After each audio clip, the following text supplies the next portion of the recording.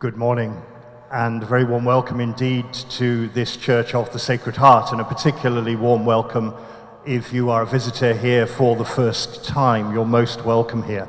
My name is Adrian Porter. I'm a Jesuit priest, and I'm the parish priest here at Sacred Heart. And this event is part of the Edinburgh Festival of the Sacred Heart, of the Sacred Arts, not the Sacred Heart, getting them confused, which we're delighted to be part of. And again this morning, we did this talk yesterday, and again this morning I would just like to thank Professor Gordon Graham for inviting us to be part of this. It's really important to us that we're able to be part of this celebration of sacred arts here in Edinburgh. We've come together this morning to look at these 14 extraordinary paintings here that we have on the walls that were executed between 1871 and 1874 by Peter Raut, who was a Bavarian artist. We're going to look at some of the paintings, not all of them, but some of them in detail, and also just talk a little bit about the background to everything. The other thing I need to say just before we start is that this talk and tour this morning is being live streamed and it's being recorded to go onto YouTube subsequently. So if you have a problem with being shown, if you just speak to Father Stewart, who is the one in uniform at the back, he can make sure that we ensure that you don't appear, your face doesn't appear, so just have a word with him at the end. Stations of the Cross are something that have a sort of hazy background, but started probably somewhere in the 9th or the 10th centuries. So this was at a time when the Dark Ages were beginning to subside, order was returning to Europe, and it was possible for Christians to travel to Jerusalem to see the holy places, and in particular to walk the route that Jesus would have walked from his trial and condemnation at the pavement outside the Praetorium through to his crucifixion on Calvary and then his burial. Now that route, which you can still walk today, the Via Dolorosa, the Way of Sorrows, is astonishingly short. It's only about 600 meters long. But people wanted to go there simply to walk in the steps of Jesus. They would often start at the Church of the Holy Sepulchre, which still exists today, that place that is built above where Christians believe Jesus was buried after his death. And then, strangely, they'd walk in reverse. They would do the journey in reverse. And the Franciscans, who were founded in the 13th century, the Franciscans gradually took control of this and said, we can make something of this. We can make a better experience, if you like, of this for people who are coming on these long pilgrimages. Now, bear in mind that it was St. Francis of Assisi who built the first Christmas crib. So this idea of doing something very visual, very practical, something you could visit, something you would show to children, was very much part of that Franciscan spirituality. And indeed, later on, again, it was Franciscans who introduced the idea of building either Easter or tomb gardens in churches at Easter time. So you had a garden with a tomb that was empty and the cloths lying there and so on. So they were very much using this sort of early audiovisual aids to try and talk about the faith to people, particularly when many people couldn't read. And so they took control of this pilgrimage along the Via Dolorosa in Jerusalem. And they gradually developed it so that instead of simply visiting the church and then walking back to the pavement where Pontius Pilate gave judgment, they would get people to stop on the way. And this is how this idea of stations, literally a place where you stop, arose. And originally there were 7 of these stops. But gradually, as more and more people came, the Franciscans developed this more and more, and they ended up with the 14 stops, the 14 stations that we have today. So what's the link between those stops or those stations in Jerusalem, which you can still do every Friday currently, and having these stations in this church and indeed in most Catholic churches, many other churches as well? Well, all of those pilgrims to Jerusalem came to an abrupt halt in the year 1187, which of course was when Saladin conquered Jerusalem So Islamic rule was returned to Jerusalem. And immediately Christians were expelled from the city, and it was impossible to go there as a pilgrim. Initially, Saladin's advisors suggested to him that he simply demolish all the Christian places. But Saladin is known for being a wise ruler and thought about this, and he said, the Christians are going to come anyway, and why would we object? They are religious people. Why would we counter people who want to be religious?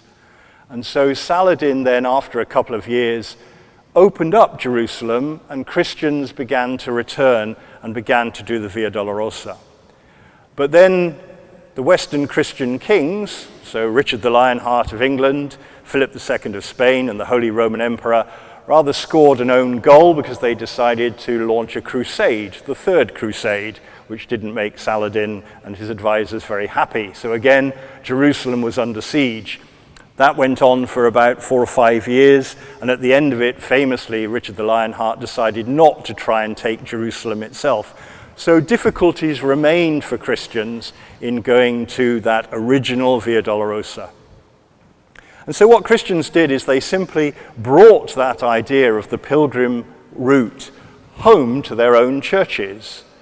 And they simply set up crosses in their own churches which represented each of initially the 7 stations and then gradually the 14 stations.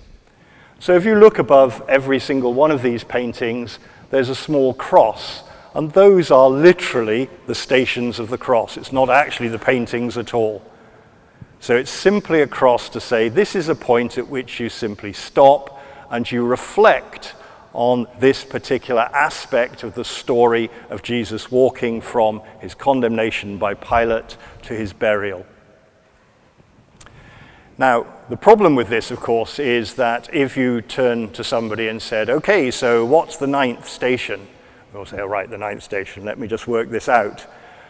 And so very quickly, people wanted some sort of visual representation to remind them what the station was. And that's how the pictures, or sometimes in some churches, the sculptures of these stations arise. So they're there to remind you. They're simply aid memoire to remind you what you're supposed to be reflecting on at each step of the way along this pilgrimage. You also notice that, slightly disconcertingly, the story does not start over here and then read right to left. It starts over here and reads anti-clockwise. And again, this is very deliberate in the tradition because you are seeing time unraveled through the action of the evil one. You see something evil unfolding in these different 14 steps until we see this man die and buried. So that's what the stations of the cross are. They're a devotion that many Catholics, many other Christians as well, would follow, particularly during Lent. But all through the year you see people coming here and simply stepping through each of these stations, pausing at each one, reflecting on this particular moment in the important story of Jesus' crucifixion. Now, we're going to start with this station. Don't worry, we're not going to do all 14. We're just here for an hour, not 10 hours or 14 hours. So we're going to start over here. So if you'd like to come forward and join me here, either seated or standing as you prefer, please feel free to come up onto the sanctuary area as well.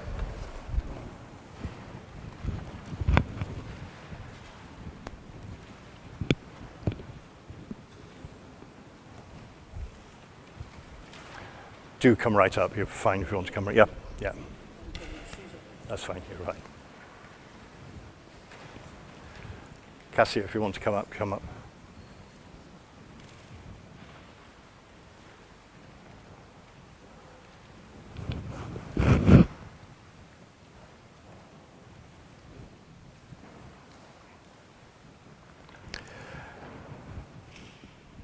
Over this tour, I want to talk about the artist and the art.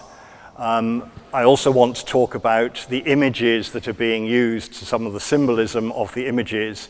But that's going to be slightly mixed. So as we go, I'll sort of explain some of it, and then we'll pick up on some of the themes as we go through.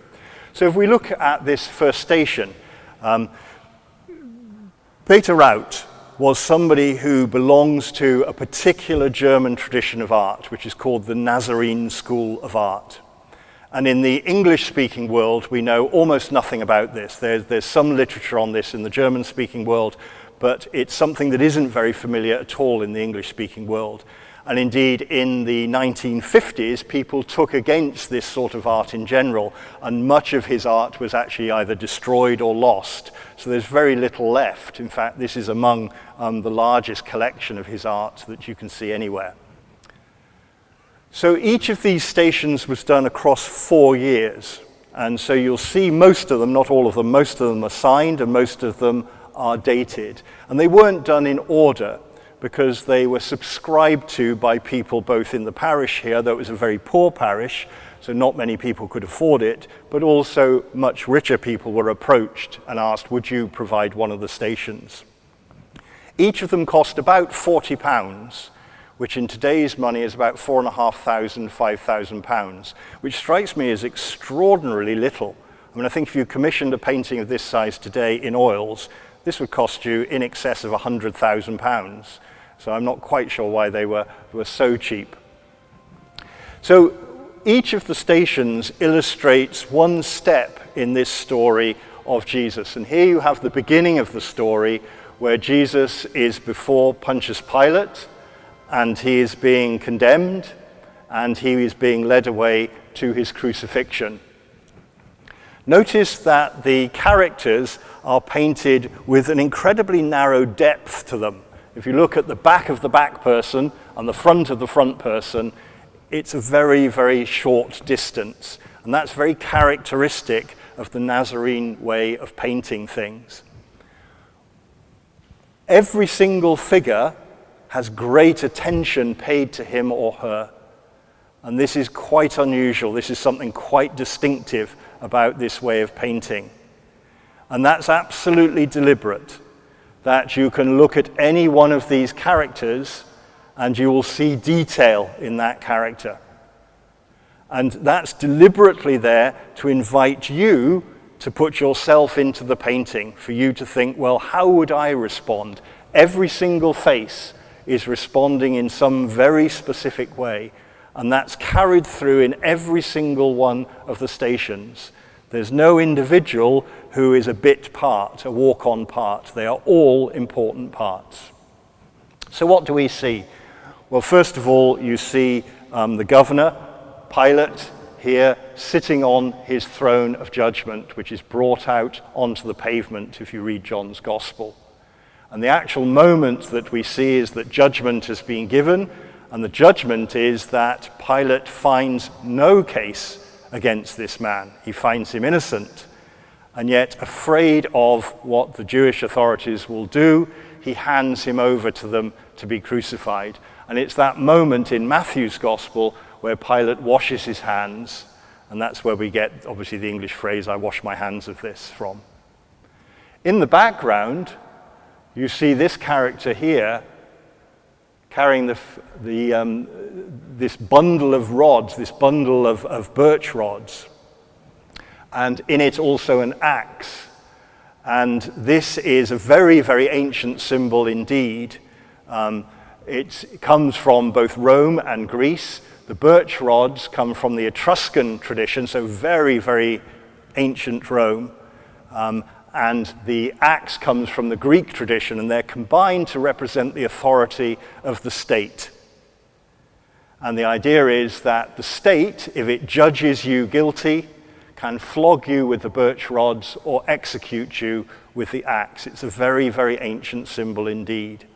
So, for example, if you go to the Lincoln Monument in Washington, D.C., the chair that Lincoln sits on, in front you have that symbol, the authority of the state, that ultimately the state can decide what happens to you. But notice how it's painted in shadow. That even though this is how the condemnation of Jesus has actually arisen, the authority here is almost of no consequence. And this again is very much what the Nazarene school were trying to do. They would look at particular historical situations and then try and draw out of them a universal application. What does this say in general about human beings. And it's interesting, you see the particular rod of authority of Pontius Pilate is actually on the floor and broken, because this no longer matters. There's a much greater significance to all of this. A few weeks ago, before the schools broke up, we had kids from the local high school were in looking at these paintings. And one of the things for them is very much this question about how relevant this is to today. Isn't this all about stuff that happened 2,000 years ago and was painted 175 years ago? And on the news that very morning, there was a story about the Ukraine and the way in which in a village in eastern Ukraine, a man in his 30s had been pulled out of his house, his hands bound, and he was executed on the street by the Russians. And you suddenly think, that is playing out again what has happened time and time again all through history, the way in which we are terribly cruel to each other. And it suddenly becomes much more relevant. And that's precisely what the Nazarene artists want you to do. They want you to say, okay, this happened 2,000 years ago, but how do you respond? What's the expression on your face that could be painted into this painting? And then, as you can see, Jesus is bound, and then he is being led away. And look at the malevolence on the face of the person leading him away in front, and there's sort of almost hatred on the second person. And then the person there holding the bundle of rods, how he's almost embarrassed by it. And then the younger man next to him, how he's aloof from everything. And this is precisely how you're meant to relate to these paintings. They are stations. You're supposed to stop and really spend time with them. They're not so much for praying before. They're about thinking what's happening here and taking it out of the particularity of this man Jesus before this man Pilate, and seeing how this applies universally to human beings. That's very specifically what the Nazarenes write about and want us to think about. Any questions? He has bare feet, so he took his sandals. Yes, presumably he's lost his sandals on the way. Yeah, although a lot of them have bare feet all the way through, so I wouldn't read too much into it. Can I ask what, you're talking about it being it goes backwards. Yes. Because it's the story of evil, that's why it goes Yes. backwards. Can you go into that?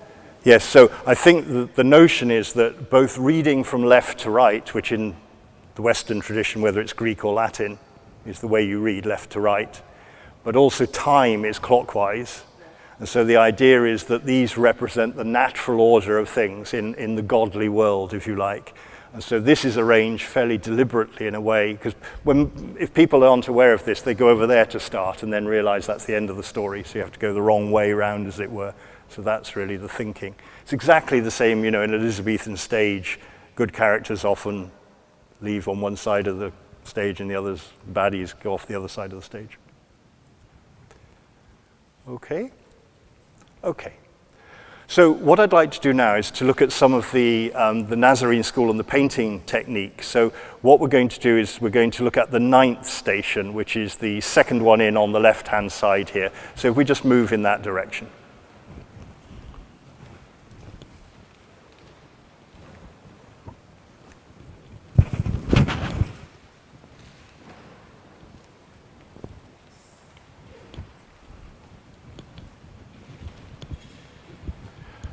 Scotty, can you just do a quick count for me, just how many people are here, just roughly? It doesn't need to be.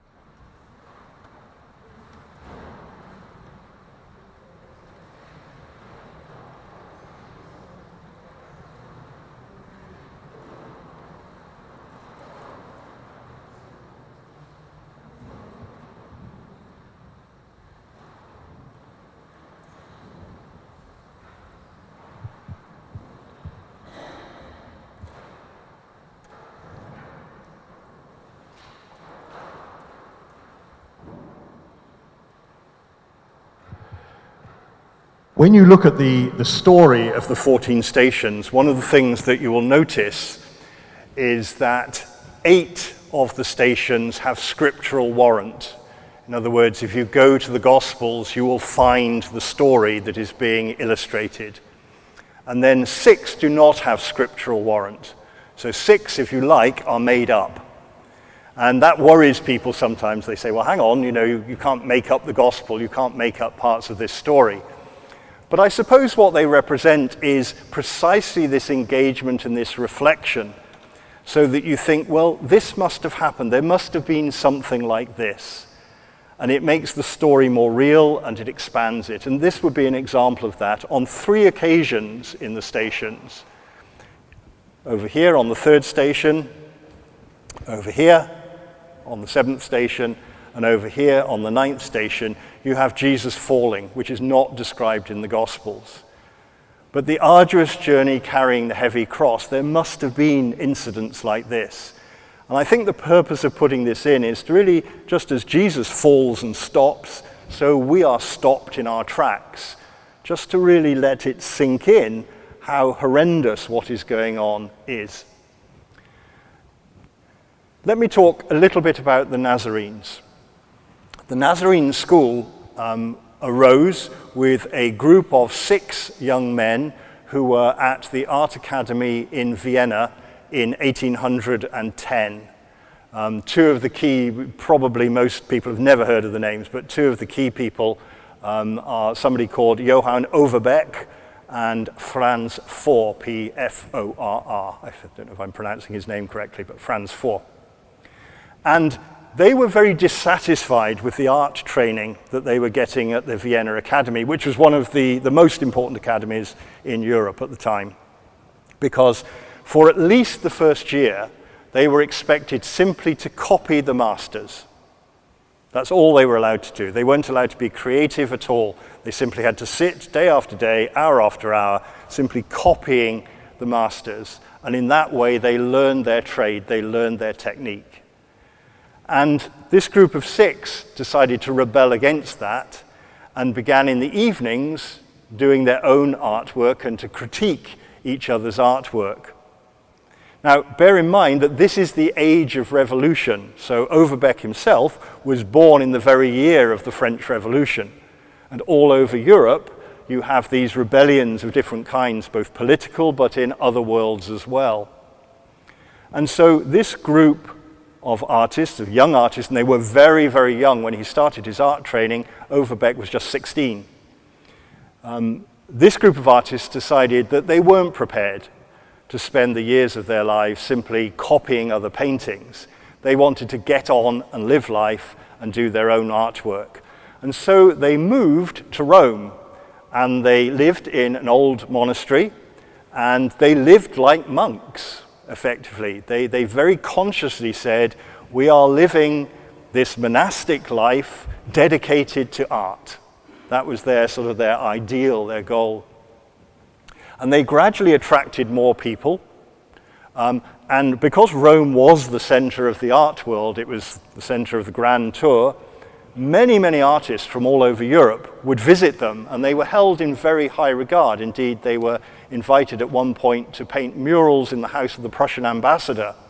So they were held in very high regard. The quality of the art was very varied, and they were very particular about what they were prepared and were not prepared to paint. At the time, art had become something that was collected by very wealthy people, and they rejected that completely and said, art is not a commodity. Art is the supreme expression of what it is to be human, and therefore art should be for the community. And it's one reason why these pictures are as big as they are, because they produced murals or huge pictures that you couldn't sell. You can't really see us putting these on eBay one day, and who would buy them? You'd have to have a colossal building to put them in. So the idea was that they were fixed, and they preferred to do murals. They preferred to paint their paintings directly onto the wall so that you couldn't actually move them. Banksy has tried that, and it doesn't quite work, but in those days it generally did. The technique that they began to develop again was quite different. They would paint very quickly and using usually colors that were from medieval times. They wanted deliberately to skip right back to Raphael, dies in 1520, and people before him, Perugino, Orcagna, people like that, Masaccio. So it was very much a deliberate, let's wind the clock back and go back to the way that art was before it became Baroque, Rococo, florid, wealthy. So it was a very deliberate statement to take things back.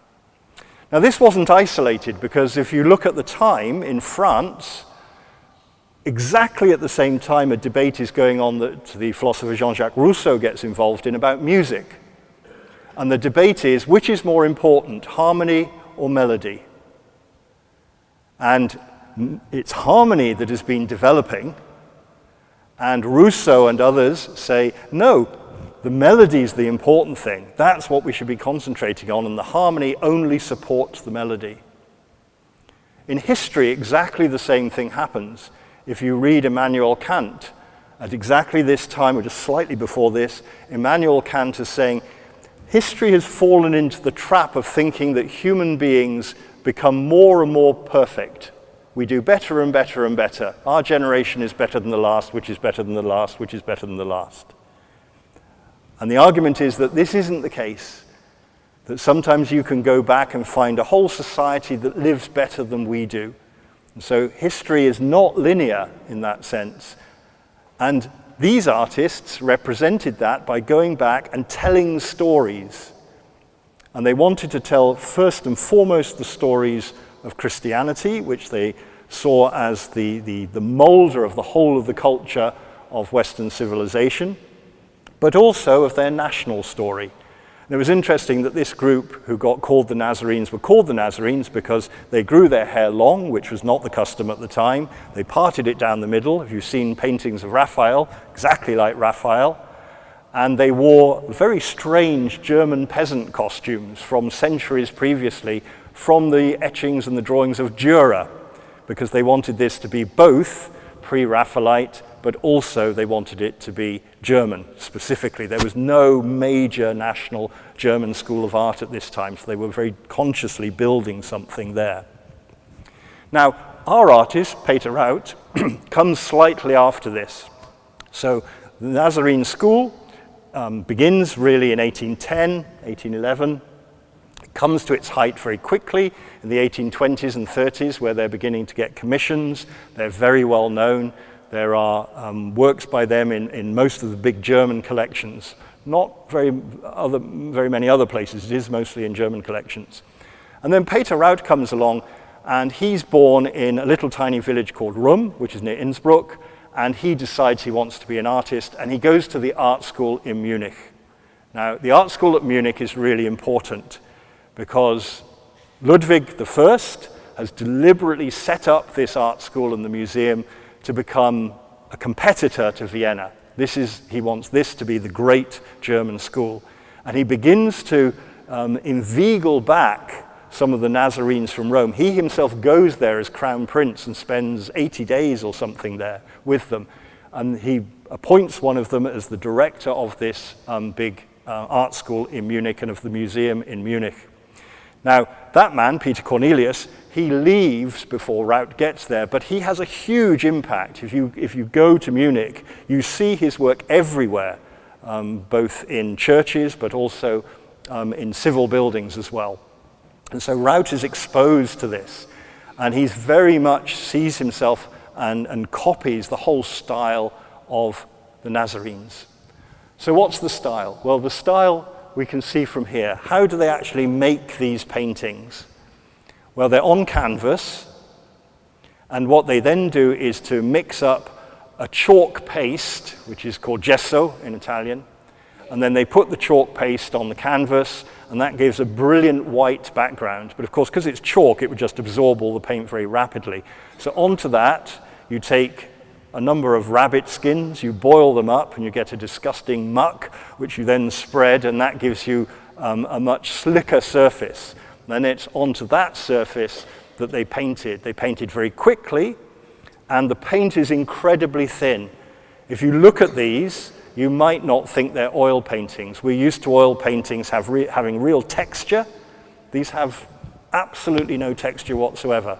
They seem to be absolutely flat, and that's totally deliberate. It's mimicking what murals do. But at the same time as copying these very old ways of painting, Routh also used modern technology. So for example, we're concentrating on this painting partly because this one has been microanalyzed by University College London, so we know exactly what's there. They've taken samples from the canvas, and we have electron microscope photographs of exactly what is present in this painting.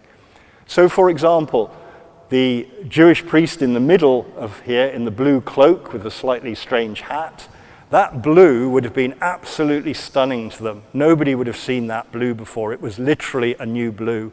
It had only been discovered a few years previously. It's called cerulean blue, and it was something completely new. We're very used to every shade of every color under the sun because we can produce it electronically.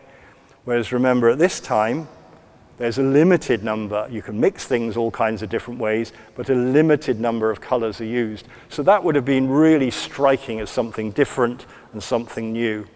Similarly, Jesus' robe, the outer robe in red, that would have really struck people because, again, it was a paint that had been used in medieval times, vermilion, but this was a new form of it which broke down the molecules or the particles of the paint much smaller, so you've got a much more intense color to it. So again, that would have been startlingly new to people. They wouldn't have seen that color before. So you can see that they didn't just imitate Raphael and the artists before Raphael, they also used innovation in order to really attract people's attention. And remember, that's the whole point of the stations, is to attract your attention. If we just move on to the second painting here, the next one there, and just look at this one quickly. Again, notice how all the figures are brought very closely together, even though the soldiers at the left in the background, even though they're clearly painted sort of almost in shadow, they're not very far away.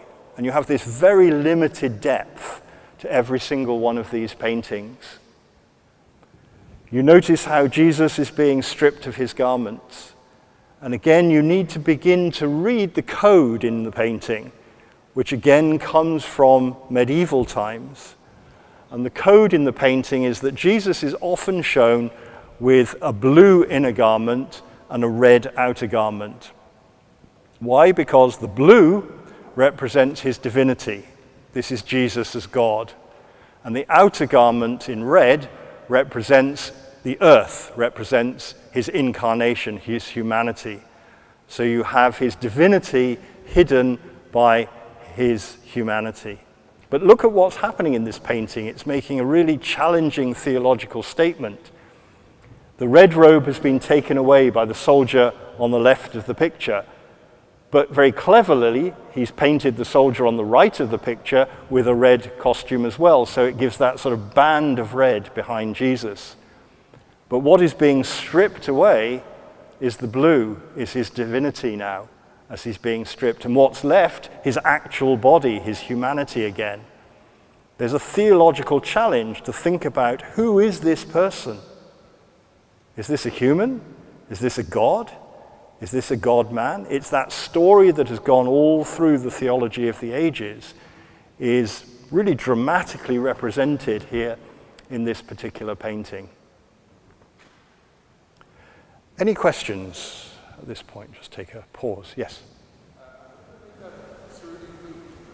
I'm sorry? It's a chemist discovered it. It's made of cobalt stannite. So I don't know if there are any chemists here.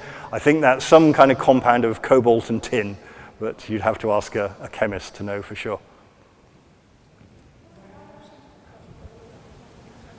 Yeah, so the question here is, why have some got a gold background and why have some got a sky or a more naturalistic background?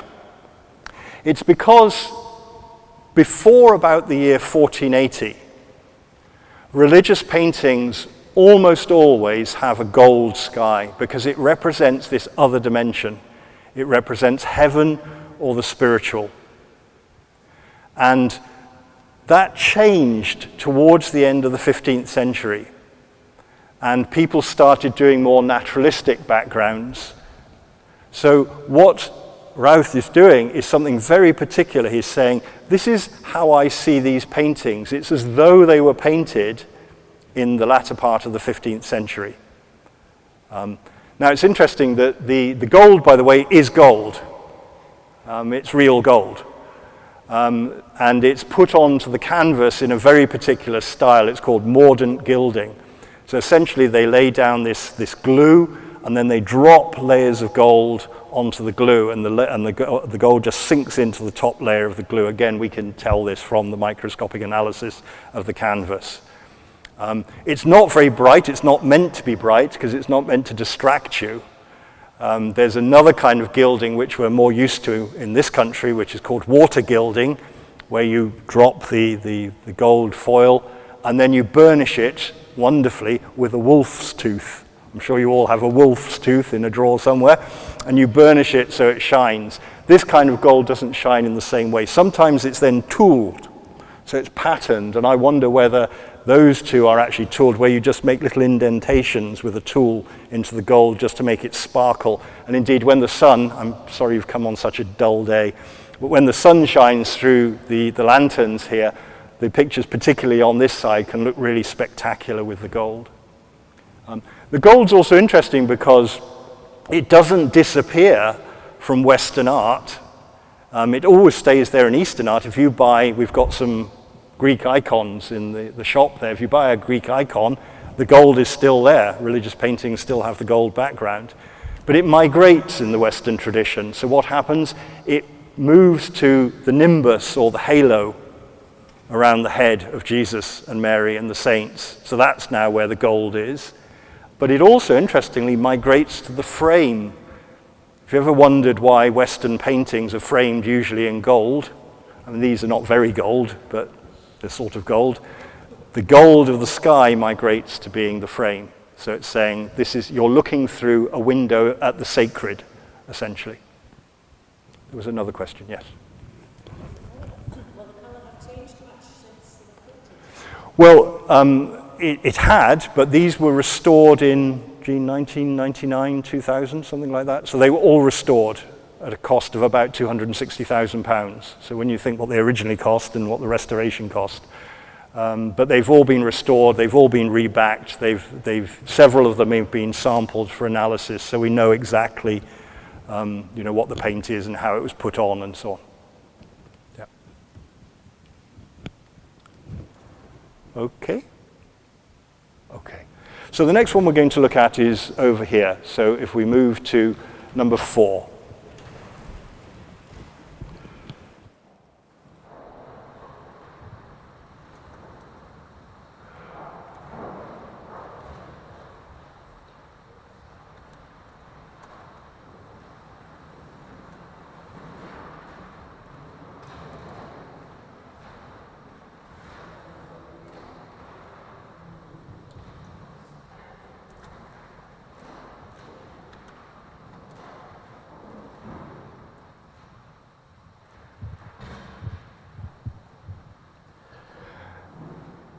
Now, the 4th station is another of the 6 that are not scriptural. So if you read the Gospels, you will not find Jesus meeting his mother in this way. The first time that Mary is mentioned is over here at the actual crucifixion, where indeed she appears again. But it's interesting that ever since the development of the Stations of the Cross by the Franciscans, this idea of following Mary through the stations has been really important. And it's a very important part of the way this devotion is done by Catholics today. Now, why is that? Because Mary has a very particular perspective. So to start with, a woman's perspective. There are very few women in the story. The story is brutal and masculine. And so to have this woman in the story gives a very different slant on things. Then to have the woman who is this man's mother gives an even greater depth to reflecting on what is going on here. If you look again at the way this painting is done, the composition, all the figures really close together, very little depth between the front figure and the back figure. They're very, very closely grouped. Notice how all the clothing, all the drapery sort of merges from one to the other, but is quite static. And this was one of the criticisms of the Nazarene style of painting, that it was simply too static. But they were reacting against something, because at the time, Germany was being flooded by art from France and Belgium. And that art was incredibly dramatic and colorful, and it almost looked like you'd stopped a film or a video. And they said, well, that's not what we're trying to do. We're trying to stop you and represent something in the story. And so it seems to me these are almost as though the artist has said to the characters, pose for me. It's not just, let's take a photograph of this moment, it's pose for me. And so they all adopt a particular position. And a major element of the poses, again, is the faces. Just look at the faces. You could spend hours on this single painting alone, reading the emotions. And that's precisely what you're supposed to do. You're supposed to come back again and again and look and read the emotions of the people that are being presented to you. And you can see how Jesus is almost aghast that his mother's there. Why is she here? You know, who's brought her? But of course she'd be there. And then the look on her face, very hard to read. That disbelief, that deep, deep sadness at what is happening to her son. But at the same time, and this is an important part of the tradition, remember, this is the woman who at the beginning of Luke's gospel is party to God's plan. Now, at this moment, she won't have any idea how can this be God's plan, but it's part of God's plan. And so it's not a situation where she gives up hope. She is the one of hope.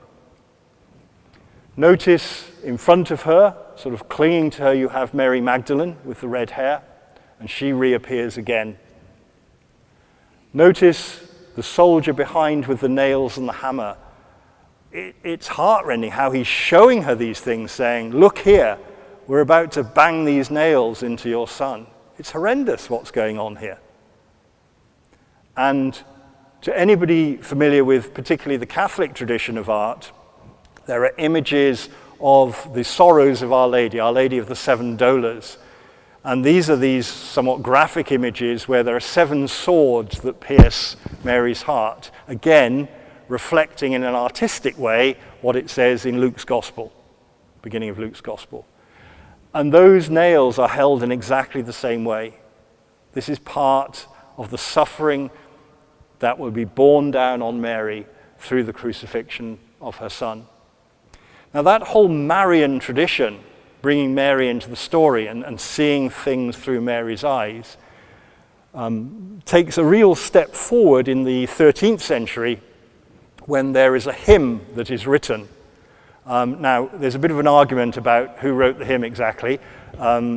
Traditionally, people say it's by a Franciscan called Jacopo di Todo, who is, as I say, a 13th century Franciscan. Now, the Dominicans have discovered a very old document in one of their convents in northern Italy, which predates when this chap lived. Now, far be it from me, a lowly Jesuit, to get involved in an argument between the Franciscans and the Dominicans.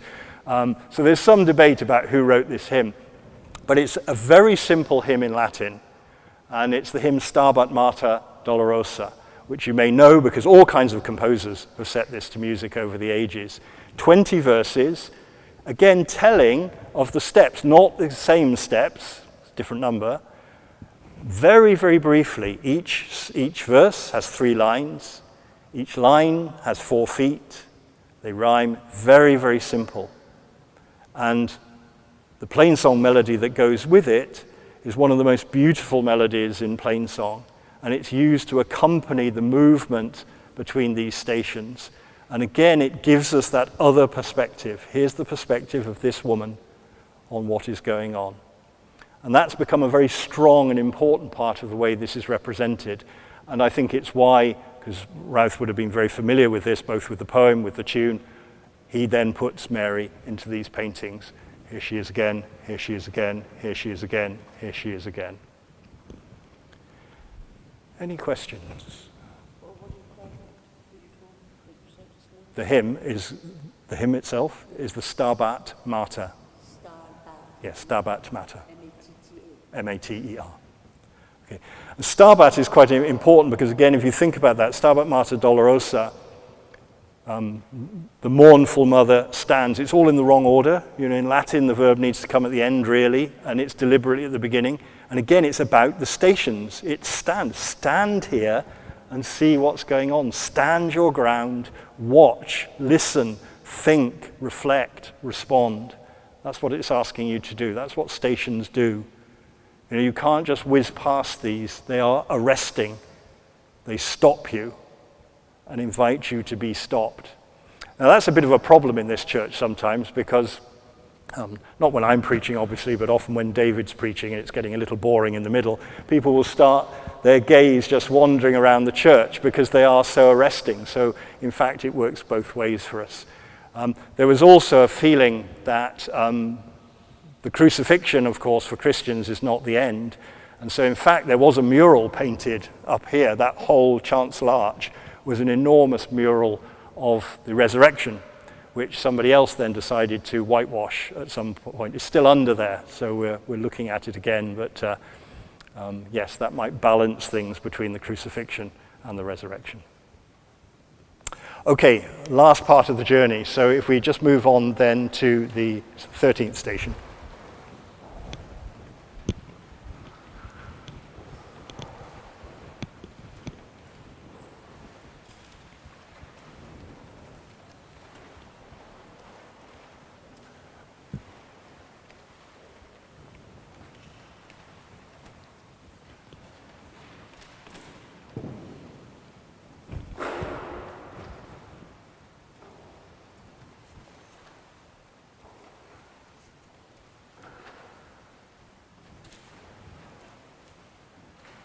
So again, this is one of the non-scriptural stations.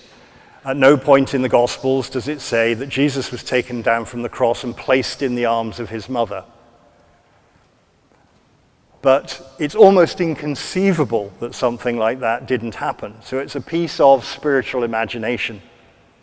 And of course you have the great Pietas, this exact scene of the dead Christ in the arms of his mother. Some of the greatest works of art are precisely that scene.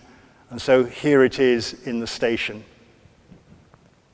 Notice how the body, the flesh, becomes grayer, the flesh dies as you walk through the stations. And again, that's meant to have a subtle influence on you. Some people look at the anatomy. The anatomy isn't good. If you look at the way Jesus is drawn, definitely a sort of C- for anatomy.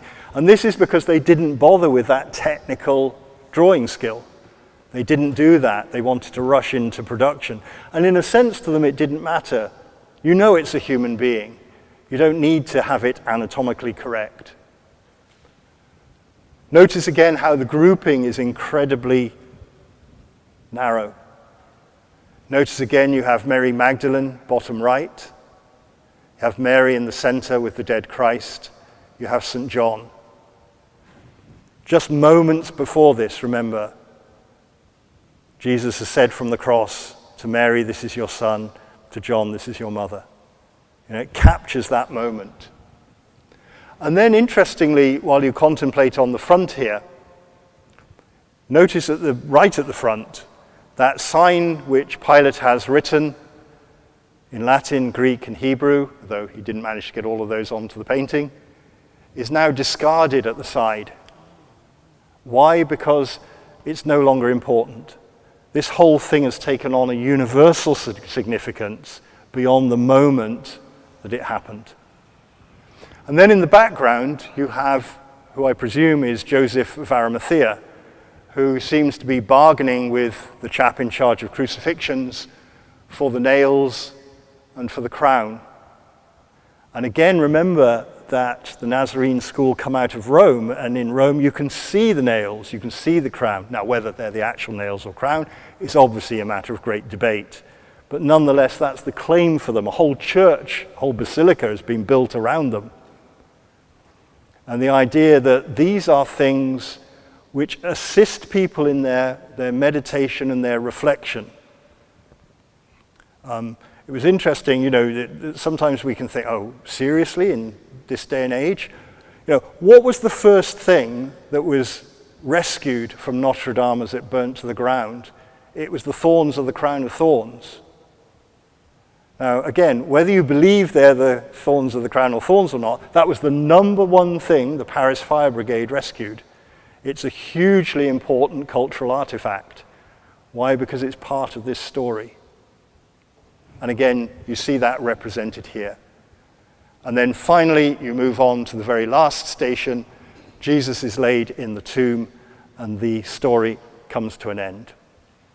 So I hope that's been helpful in just explaining a little bit about what stations are, a little bit about this fascinating German school, the Nazarene School of Art, and the way in which these still, I think, are really challenging works for us today. They really encourage us to engage with a story that whatever our religious belief, whatever our religious faith, it's a story about a human, whom Christians believe is also divine, but a story about a human that is universal. This sort of thing still happens today. It makes us think about who we are and what it is to be human.